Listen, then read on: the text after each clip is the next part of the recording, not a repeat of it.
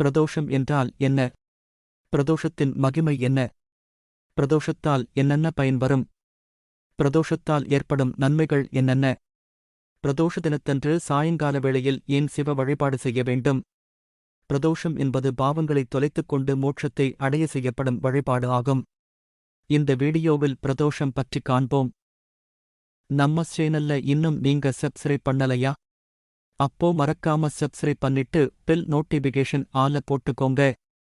அப்போதான் நம்ம சேனல்ல வர அடுத்த வீடியோஸ் உங்களுக்கு வரும். வாங்க வீடியோக்குள்ள போலாம்.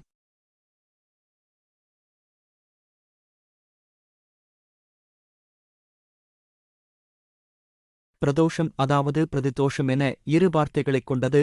பிரதி என்பது ஒவ்வொன்றும் எனவும், தோஷம் என்பது பாபத்தைக் குறிக்கும். பிரதோஷம் என்றால் பாவத்தை தொலைத்துக் கொள்ளும் வழிபாடாகும்.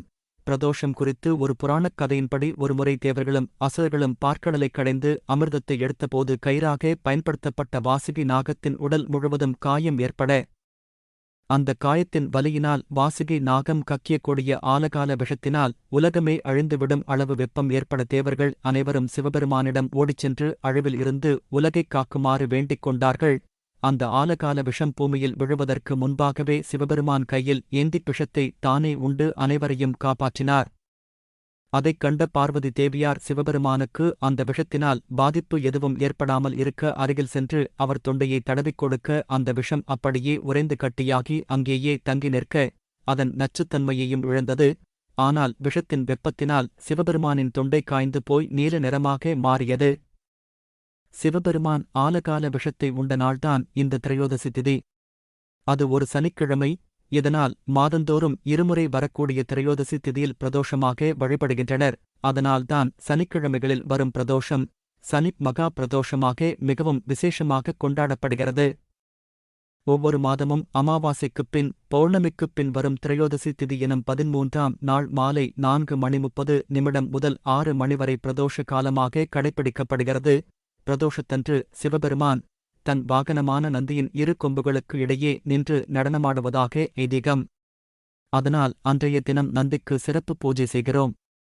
பிரதோஷ நேரத்தில் நந்தி வழிபாடு, சிறப்பு அபிஷேகம், அலங்காரம் செய்வதோடு நந்தி பகவானுக்கு அருகம்புல் அல்லது வில்வ இலை மாலையை சாற்றி நெய் விளக்கேற்றி பச்சரிசி வெல்லம் வைத்து பூஜை செய்வதும் வழக்கம். அது மட்டும் அல்ல, அன்றுதான் சாயங்காலத்தில் அனைத்து தெய்வங்களும் பூமிக்கு வந்து சிவபெருமானை வணங்கி துதிக்கின்றார்களாம். அப்போது நாமும் ஆலயத்துக்கு சென்று சிவ வழிபாடு செய்யும்போது அங்கு கண்களுக்கு புலப்படாமல் அனைத்து இடங்களிலும் நிறைந்துள்ள தெய்வங்களின் ஆசிகளும் அங்கு செல்லும் ஒருவருக்கும் கிடைக்கின்றது. தொடர்ந்து 120 பிரதோஷ தினங்கள் எவர் ஒருவர் சிவ வழிபாடு செய்வாரோ அவருக்கு மீண்டும் பிறவாமை எனும் பலன் கிட்டுமாம். பிரதோஷ விரதம் சைவ மக்களால் கடைப்பிடிக்கப்படும் சிவவிரதங்களில் ஒன்று. இது ஒவ்வொரு மாதமும் வளர்பிறை, தேய்பிறை ஆகிய 2 பட்சங்களிலும் வருகின்ற திரையோதசி திதியில் சூரியன் மறைவதற்கு முன் 3.25 நாழிகையும் பின் 3.25 நாழிகையும் உள்ள பிரதோஷ காலத்தில் சிவபெருமானை குறித்து அனுஷ்டிக்கப்படும் விரதமாகும். இப்பிறவியிலும் மனிதர்கள் பிரதோஷ நாளன்று யார் ஒருவர் விரதமிருந்து பிரதோஷ வழிபாட்டில் கலந்து கொண்டு நந்தி சிவபெருமானை தரிசித்து வழிபட்டு தன் விரதத்தை முடிக்கிறாரோ அவரின் சகல பாவங்களும் நீங்கி புண்ணியங்கள் சேரும். சனிக்கிழமைகளில் வரக்கூடிய சனி பிரதோஷ விரதம் மேற்கொண்டால் 1000 மடங்கு கூடுதல் பலன் கிடைக்கும் என்பது ஆன்மீக நம்பிக்கை. பிரதோஷம் வழிபாட்டின் போது கூற வேண்டிய நாமம்: ஓம் பவாய நமஹ, ஓம் ருத்ராய நம, ஓம் விருடாய நம, ஓம் ஈசானாய நம, ஓம் ஸ்தானவே நம, ஓம் சம்பவே நம, ஓம் சர்வாய நம, ஓம் உக்ராய நம, ஓம் பர்க்காய நம, ஓம் பரமேஸ்வராய நம, ஓம் மகா தேவாய நம போன்றவைகளை சொல்லும் போது நம்முடைய துன்பங்கள் யாவும் எம்பெருமான் நீக்குகின்றார். பிரதோஷ மகிமைகள்: துன்பம் பாவம் தடைகள் நீங்கி இன்பம் பெறுவர், மலடு நீங்கி மகப்பேறு பெறுவர், கடன் நீங்கி தனம் சேர்ப்பர், வறுமை ஒழிந்து செல்வம் சேர்ப்பர், நோய் நீங்கி நலம் பெறுவர், பாவம் தொலைந்து புண்ணியம் எய்துவர், அறியாமை நீங்கி ஞானம் பெறுவர். பிரதோஷ பூஜைக்கு நாம் கொடுக்கும் பொருட்கள் மூலம் கிட்டும் பலன்கள்: பால் கொடுத்தால் நோய் தீரும், நீண்ட ஆயுளை தரும்.